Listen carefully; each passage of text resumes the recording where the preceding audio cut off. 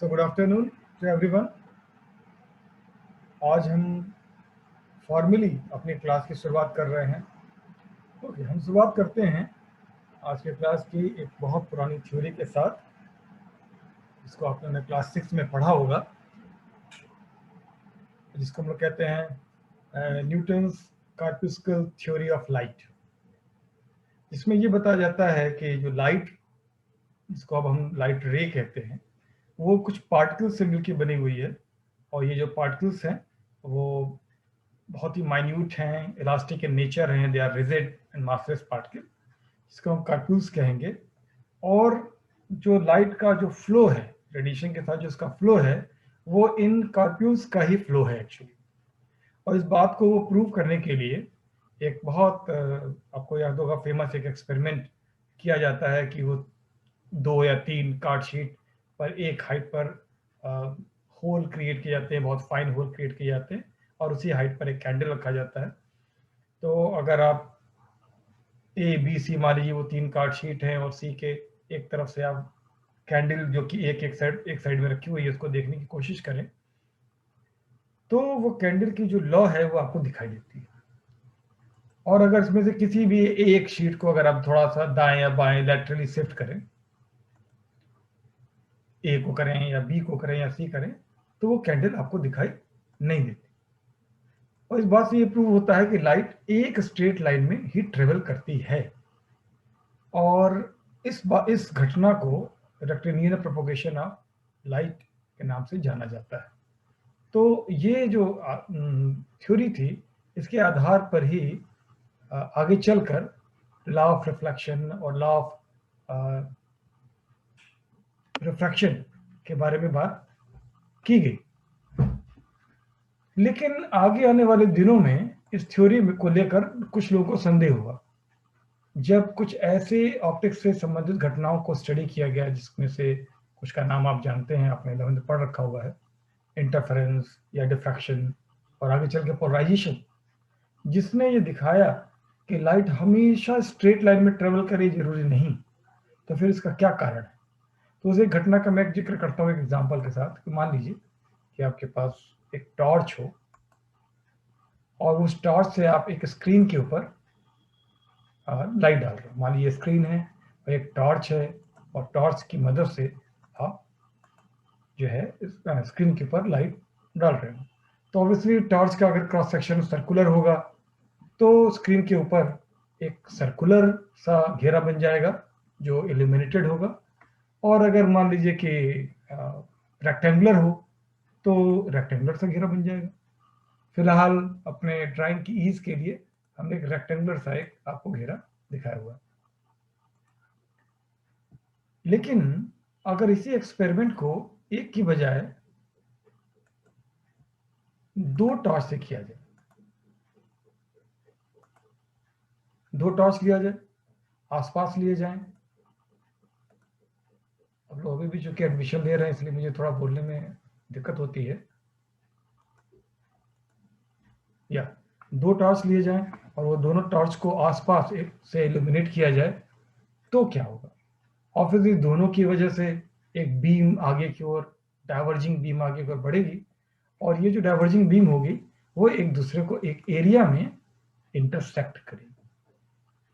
तो ये जो इंटरसेक्टिंग रीजन होगा, ये जो इंटरसेक्टिंग रीजन है, इस रीजन में क्या होगा?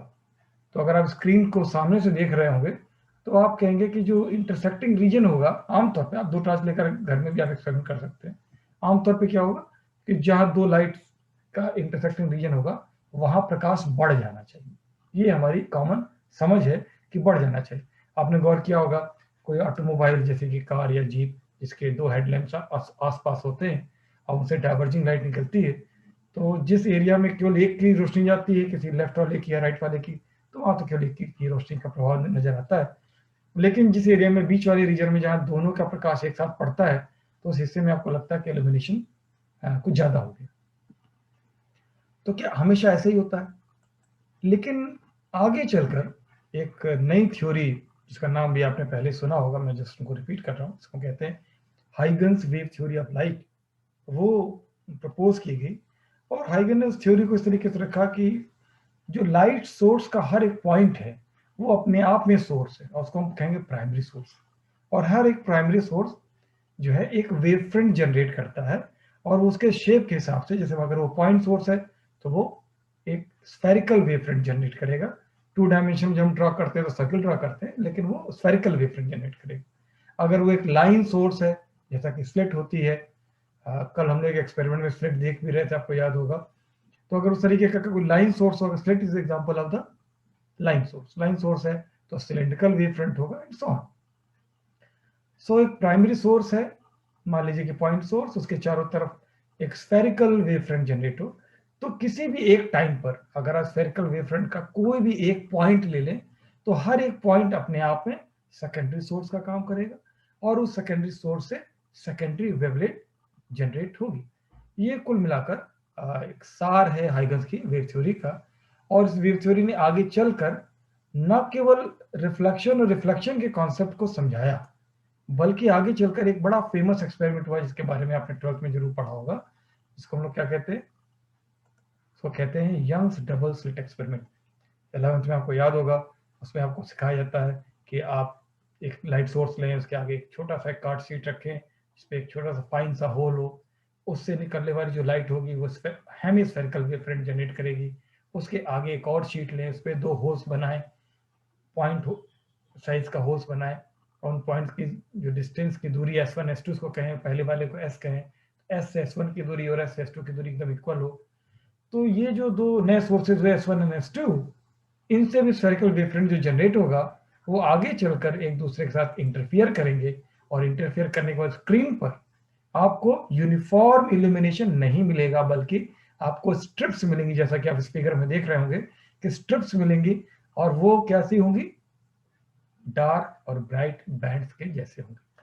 फेमस एक्सपेरिमेंट को एक बहुत ही फेमस इंग्लिश फिजिसिस्ट थे थॉमस यंग, उन्होंने 1801 में, यानी कि आज से लगभग 220 साल के आसपास साल पहले इस एक्सपेरिमेंट को किया। तो हम इतनी पुरानी चीज पढ़ रहे हैं, और इसको हम कहते हैं डबल स्लिट एक्सपेरिमेंट।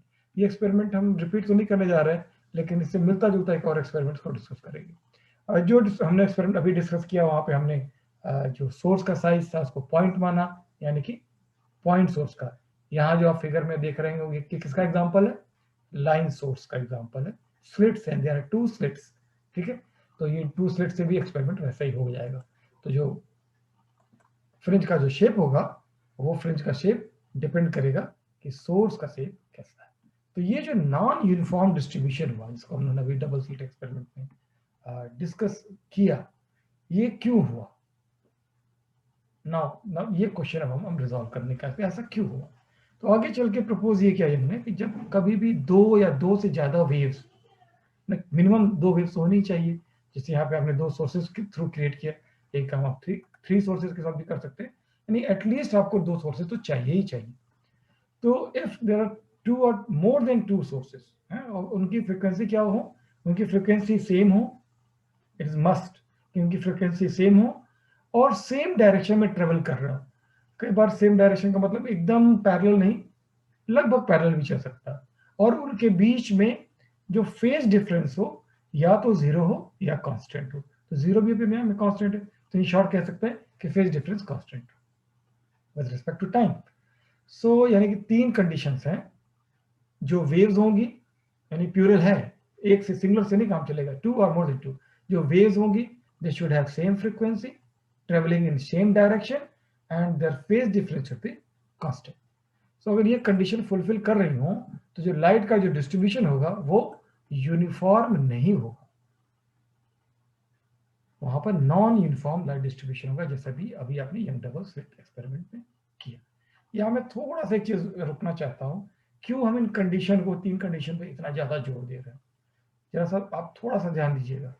अगर फ्रिक्वेंसी सेम हो, फेज डिफरेंस भी कांस्टेंट हो, पर डायरेक्शन अगर अपोजिट हो जाए, तो जानते क्या होगा, तब इंटरफेरेंस नहीं होगा, तब स्टेशनरी वेव बनेगी। और इसका एग्जांपल आपने फर्स्ट ईयर में एक एक्सपेरिमेंट किया था, याद है आपको, मैरिडीज एक्सपेरिमेंट। उसमें आप एक तरफ से वेव भेजते हैं, वो पुली से टकराकर वेव वापस आती है, फ्रिक्वेंसी सेम है पर डायरेक्शन डिफरेंस, और वहां पर standing wave, stationary wave create होता है। एक और एग्जांपल है कि अगर मान लीजिए डायरेक्शन भी सेम हो, फेज डिफरेंस भी कांस्टेंट हो, पर फ्रीक्वेंसी में थोड़ा सा डिफरेंस हो, स्लाइट सा डिफरेंस हो, तो क्या होगा? तब भी इंटरफेरेंस नहीं होगा, ना स्टेशनरी वेव बनेगी। तब क्या बनेगा? तब बीट्स क्रिएट होंगे। बीट्स आपने 11th में जरूर पढ़ा होगा, तब बीट्स क्रिएट होंगे। सो इसलिए जानना जरूरी है कि इंटरफेरेंस की जब बात कर रहे हैं, जब non uniform distribution of the light की बात कर रहे हैं, तो frequency should be same and they should travel in the same direction and their phase difference should be constant. So अब इसके आगे डिस्कस करते हैं।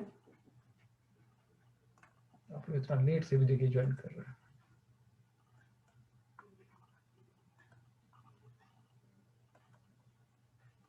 सो इस नॉन यूनिफॉर्म डिस्ट्रीब्यूशन का क्या मतलब है? तो चलिए उस एक्सपेरिमेंट को जो हम लोगों ने अभी थोड़ी देर पहले किया था टॉर्च के साथ, उस एक्सपेरिमेंट को रिपीट करते हैं।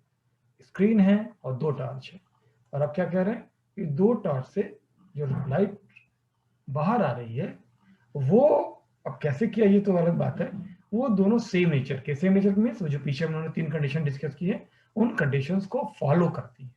तो अब क्या होगा? तो ये कहता है कि तब ऐसा होगा कि जो इसका इंटरफेयरिंग रीजन है, यानी कि जो ओवरलैपिंग रीजन है, ओवरलैपिंग रीजन में इंटेंसिटी ना तो बढ़ जाएगी, मतलब जैसे कि पहले हमने दिखाया था ऐसी फिगर, तो कहा था कि ओवरलैपिंग रीजन में तो इंटेंसिटी बढ़ जाएगी, क्योंकि दोनों के प्रभाव पड़ेगा। ये कह रहा है कि न केवल बढ़ जाएगी बल्कि घट भी सकती है, यानी कि इंटेंसिटी का डिस्ट्रीब्यूशन नॉन यूनिफॉर्म हो जाएगा। ये जो राइट साइड में स्क्रीन दिखाई जा रही है, इसको ध्यान दीजिए। आप देखिए जो ओवरलैपिंग रीजन के ऊपर है और जो ओवरलैपिंग रीजन के नीचे है, वहां पे देखिए यूनिफॉर्म डिस्ट्रीब्यूशन, आप गौर कर पा रहे होंगे। लेकिन जो ओवरलैपिंग रीजन है, सो जो इंटरफेयरिंग रीजन है, इंटरफेयरिंग रीजन में आप गौर कीजिएगा कि डिस्ट्रीब्यूशन जो होगा वो यूनिफॉर्म नहीं रहेगा, केवल इंटेंसिटी बढ़ जाना, ये तो हमारा अंदाजा था कि बढ़ जाना, तो बढ़ जाता है इंटेंसिटी, तो हमें कोई बहुत ज्यादा आश्चर्य नहीं होता। लेकिन कहना कि नहीं, इंटेंसिटी घट भी सकती है। तो कितना घट सकती है? कि इतना घट सकती है कि वो डार्क जैसी नजर आए।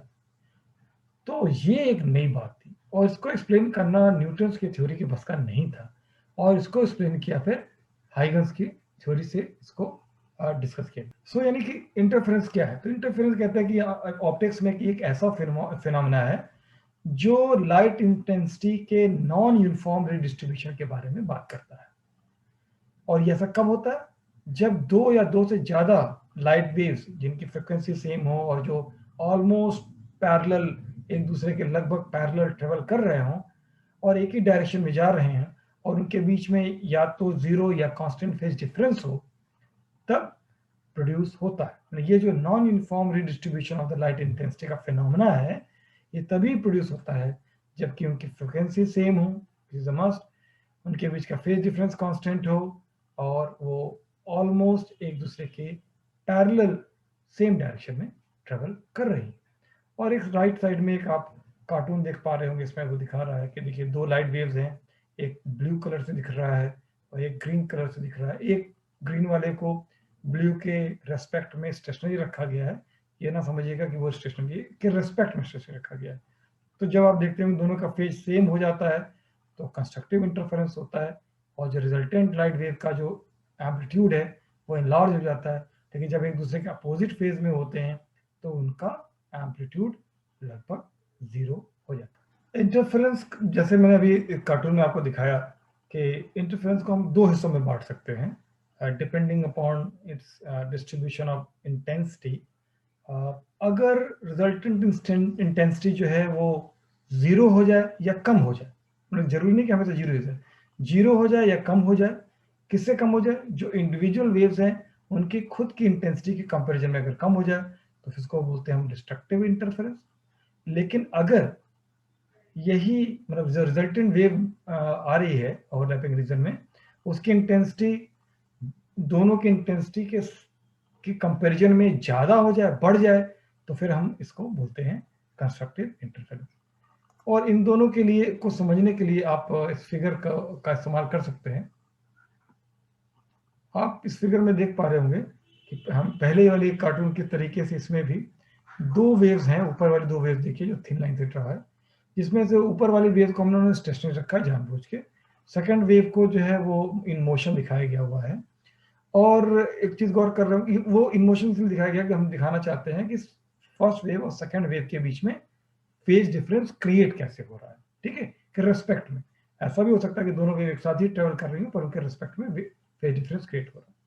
आप गौर कर रहे होंगे कि क्रेस्ट टू क्रेस्ट, आप जानते हैं उसके डिफरेंस को हम क्रेस्ट टू क्रेस्ट या ट्रफ टू ट्रफ के डिफरेंस को क्या बोलते हैं, इसे वेवलेंथ।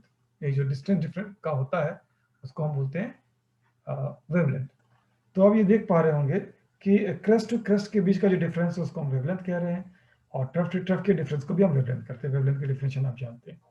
अब आप नीचे जो एक थिक लाइन से जो रिजल्टेंट वेव ड्रा है उसको आप गौर कीजिए कि जब कभी पाथ डिफरेंस लैम्डा के बराबर होता है, फर्स्ट वेव और सेकंड वेव के बीच में पाथ डिफरेंस का मतलब क्या हो गया, लैम्डा के बराबर का मतलब क्या हो गया, यानी ग्रीन टू ग्रीन। आप देख रहे हो वर्टिकल लाइन ड्रा है, ग्रीन लाइन ड्रा है, रेड लाइन ड्रा है, तो ग्रीन टू ग्रीन का डिफरेंस को हम लैम्डा के बराबर बोल रहे हैं।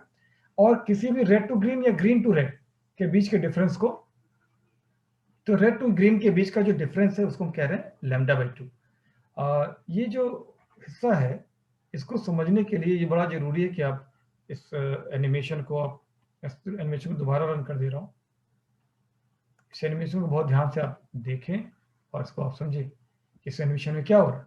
आप गौर कीजिए कि जब भी ऊपर वाली फर्स्ट वेव और सेकंड वेव के बीच में, गौर कीजिएगा, पाथ डिफरेंस लैम्डा के बराबर हो जाता है, आप गौर कीजिए, तब थर्ड वेव जो डार्क मोटी सी लेग उसका एम्पलीट्यूड राइज कर जाता है, बढ़ जाता है। यानी कि पार्ट डिफरेंस लैम्डा के बराबर या तो जीरो हो जाए, यानी पार्ट डिफरेंस हो ही ना, बिल्कुल एक दूसरे के ऊपर हो जाए, या फर्स्ट जो है सेकंड के पास पहुंच जाए और पार्ट डिफरेंस लैम्डा के बराबर हो जाए, या फर्स्ट थर्ड के पास पहुंच जाए, पार्ट डिफरेंस 2 लैम्डा के बराबर हो जाए, तो उस समय रिजल्टेंट वेव का एम्पलीट्यूड बढ़ जाता है, यानी कंस्ट्रक्टिव इंटरफेरेंस हो जाता है।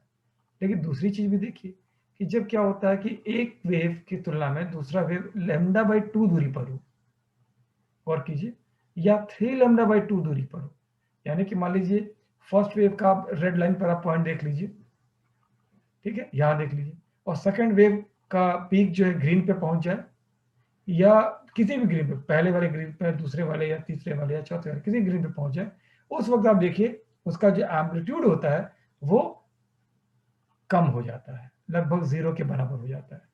सो जब भी ऐसा होता है तो क्या होता है, ये डिस्ट्रक्टिव इंटरफेरेंस का एग्जांपल है।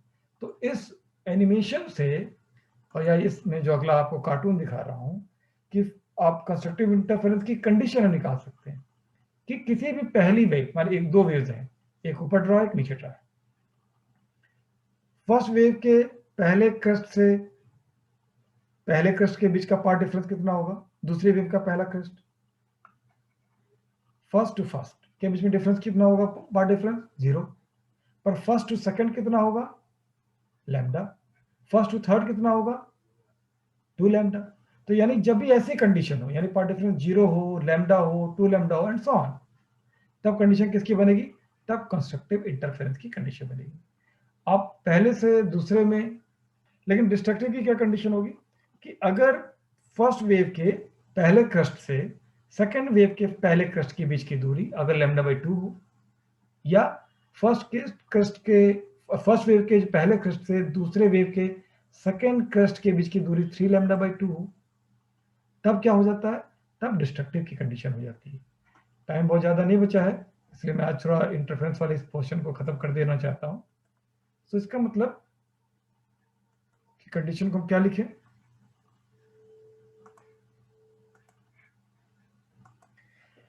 कंडीशन को हम इस तरह से लिखें कि जब भी पार्ट डिफरेंस, दो वेव्स के बीच का पार्ट डिफरेंस या तो 0 हो या इंटीग्रल मल्टीपल ऑफ वेवलेंथ, देखो याद कर लीजिएगा, इंटीग्रल मल्टीपल ऑफ वेवलेंथ हो, तब इंटरफेरेंस किस तरह की होती है, तब इंटरफेरेंस कंस्ट्रक्टिव होती है। और उसकी कंडीशन क्या हो जाएगी, उसकी कंडीशन हो जाएगी लैम्डा, बच्चों ने सही कर, माइक म्यूट हो जा रहा है, ओके, अब मेरी आवाज आ रही होगी। तो यानी कि अगर पार्ट डिफरेंस डेल्टा से, हम कैपिटल डेल्टा से रिप्रेजेंट करते हैं, और अगर पार्ट डिफरेंस जो है वो इंटीग्रल मल्टीपल ऑफ लैम्डा हो, यानी कि m लैम्डा हो, delta is equal to m lambda हो, where m is any integer from 0 to any, so ये कंडीशन कंस्ट्रक्टिव की हो जाएगी। वेयर एज अगर यही पार्ट डिफरेंस, यानी दो वेव्स के बीच का part difference half integral multiple of lambda, half integral multiple of lambda यानी half lambda, 3/2 lambda, 5/2 lambda and so on, तब जो है ये डिस्ट्रक्टिव की कंडीशन हो जाएगी। जैसे कि यहाँ लिखा हुआ है delta is equal to m plus half lambda, where m is again any integer starting from 0 to anybody. So ये दो condition original condition of the interference कहलाती है। अब ध्यान रखिएगा, आगे मैं ये शब्द फिर से इस्तेमाल करूंगा, original condition of the interference. क्यों? क्योंकि आगे चलकर आपको ऐसे एग्जाम्पल मिलेंगे जहां original condition of the interference change हो जाएगी। अब मेरे पास आपको बताने के लिए 5 मिनट जैसा और है, मैं जल्दी से कंडीशन फॉर द इंटरफेरेंस आपको बता देता हूँ। देखिए, कंडीशन फॉर द इंटरफेरेंस को 3 ब्रॉड कैटेगरी में बांटा जा सकता है। पहला है सस्टेनेबल इंटरफेरेंस, यानी वो कंडीशन जो इंटरफेरेंस हो उसके लिए अति आवश्यक है, मैंडेटरी है, उनके बगैर तो हो ही नहीं सकता। उनमें से क्या कंडीशंस हैं कि जो सोर्सेस प्यूरल है, देखिए सोर्स नहीं, एक सोर्स की बात नहीं हो रही, the sources must be coherent. Coherent का मतलब क्या होता है? There should be a zero और constant phase difference between the waves, और ऐसे सोर्सेस को कोहेरेंट कहते हैं। डिटेल में कोहेरेंसी के बारे में हम आगे और डिस्कस करेंगे, और कई बार डिस्कस करेंगे, क्योंकि बहुत इंपॉर्टेंट बात है कि कोहेरेंसी क्या होती है। And the next is the sources must be monochromatic, यानी कि सिंगल कलर एक वेवलेंथ के लाइट वो प्रोड्यूस करती है। और तीसरा है the sources must be in the same state of polarisation, उनकी पोलराइजेशन भी सेम स्टेट में हो। ऑल्दो तीसरी कंडीशन के बारे में अभी मैं डिस्कस नहीं करूंगा, जब मैं आपको आगे पोलराइजेशन का चैप्टर पढ़ा चुकूंगा तब मैं आपको इसके बारे में डिस्कस करूंगा। अब दूसरा क्लास ऑफ द कंडीशन जिसे हम कहते हैं फॉर गुड कंट्रास्ट, यानी कि जो फ्रिंजेस बने उनके बीच में डिफरेंस क्रिएट करना आसान है। यानी कि अगर डार्क हो तो खूब अच्छे से डार्क हो, ब्राइट हो तो खूब अच्छे से ब्राइट हो, तो कंट्रास्ट अच्छा सा क्रिएट हो जाएगा between the constructive and destructive interference between the bright and dark fringes. इसके लिए क्या जरूरी है, अगर आप ऐसा चाहते हैं कि रहे ब्राइट और डार्क के बीच में डिफरेंस नजर आए, डार्क काफी डार्क हो, ब्राइट काफी ब्राइट हो, इसके लिए कर सकते हैं आप कि जो amplitude of the light wave है दे शुड बी इक्वल और नियरली इक्वल। एम्पलीट्यूड कैसे इक्वल करते हैं लाइट वेव का? इंटेंसिटी इक्वल करके, यानी दोनों लाइट सोर्सेज की इंटेंसिटी इक्वल रखे, क्योंकि आप जानते हैं कि intensity is proportional to the square of amplitude. ये काम करके आप कर सकते हैं गुड कंट्रास्ट। दूसरा कि जो सोर्सेज हों दे शुड बी नैरो, जितने ही नैरो हो, यानी कि अगर आप पॉइंट सोर्स ले रहे हैं तो उसका साइज बहुत छोटा हो, अगर आप लाइन सोर्स ले रहे हैं जैसे कि स्लिट तो उसकी थिकनेस बहुत बहुत बहुत कम, तब आप गुड कंट्रास्ट प्रोड्यूस कर सकते हैं। Now the third class of condition जिसको हम कहते हैं condition for observation, good observation, अच्छा ऑब्जर्वेशन, अच्छा ऑब्जर्व कर सके, उनके लिए क्या करें कि दो सोर्सेज के बीच में, दो सोर्सेज आप लेंगे उनके बीच की जो दूरी हो वो कम से कम, ये जरूरी है। जैसा कि आपको याद होगा यंग डबल स्लिट एक्सपेरिमेंट में क्या जाता है, पास पास रखते हैं, और सोर्स और स्क्रीन के बीच की दूरी ज्यादा हो। ये किस आधार पे कह रहे हैं? इसका एक थ्योरेटिकल आधार है, आगे चलकर इसको हम डिस्कस करेंगे। So this was the condition for good observation, और ये आप समझ गए होंगे कि ये 3 क्लास ऑफ में से गुड ऑब्जर्वेशन, गुड कंट्रास्ट को तो एक बार आप कंप्रोमाइज कर सकते हैं, लेकिन सस्टेनेबल इंटरफेरेंस को आप नहीं कंप्रोमाइज कर सकते। अब मैं आपके लिए एक छोटा सा एक्सरसाइज देता हूं। आपको देखिए 4 अलग अलग स्लाइड्स, सॉरी 4 अलग अलग फिगर नजर आ रही होंगी। Top left, bottom left, top right and bottom right. इन 4 में से कौन से वेव कोहेरेंसी की कंडीशन को फुलफिल करती है? सबसे पहले ऊपर नंबर 1 को देखते हैं, टॉप लेफ्ट। इसमें देखिए जो वेव्स हैं इन सबकी फ्रिक्वेंसी वेवलेंथ डिफरेंट डिफरेंट है, और वो एक दूसरे के पैरेलल भी नहीं है, उनका इनिशियल फेज भी सेम नहीं है। गौर कीजिएगा, पांचों वेव्स के 5 बने हुए, ग्रीन रेड ब्लू, उनके फेज भी सेम नहीं है, इस वजह से दे आर नॉट कोहेरेंट। अब जरा बॉटम लेफ्ट की बात कर लेते हैं, या रुकिए पहले टॉप राइट की बात करते हैं। यहाँ भी 5 कलर के बने हुए, सब के सब पैरेलल है एक दूसरे के, और इनका इनिशियल फेज भी सेम है, लेकिन उनकी वेवलेंथ फ्रीक्वेंसी डिफरेंट। इस कारण दो कंडीशन फुलफिल करने के बावजूद भी इनिशियल फेज सेम है, पैरेलल भी है, दो कंडीशन फुलफिल हो रही है, पर चूंकि फ्रीक्वेंसी सेम नहीं है इसलिए ये कोहेरेंट नहीं है। अब जरा नीचे आइए, बॉटम लेफ्ट, सबकी फ्रीक्वेंसी सेम है, कंडीशन फुलफिल हो गई। परंतु उनका इनिशियल फेज सेम नहीं है। गौर कीजिएगा ध्यान से, इनिशियल फेज सेम नहीं है and they are not travelling in the same direction, इसलिए ये भी कोहेरेंट नहीं है। अब सबसे आखिरी वाला चौथा, बॉटम राइट, क्या ये कोहेरेंट है? इनिशियल फेज देखिए सेम है, डायरेक्शन सेम है और फ्रीक्वेंसी भी सेम है। इसी वजह से शुरू से लेकर अंत तक वेव ट्रेवल करती जा रही है और वो सब के सब कांस्टेंट फेज डिफरेंस जो कि 0 है, कांस्टेंट फेज डिफरेंस को मेंटेन किए हुए हैं। आज का प्रेजेंटेशन मैं आपको यहीं पर खत्म करता हूं। इसके आगे हम अगले लेक्चर में कल डिस्कस करेंगे कि कोहेरेंट सोर्सेज कैसे प्राप्त किए जाते हैं और कोहेरेंट सोर्सेज को प्राप्त करने के 2 मेथड्स का डिस्कस करेंगे।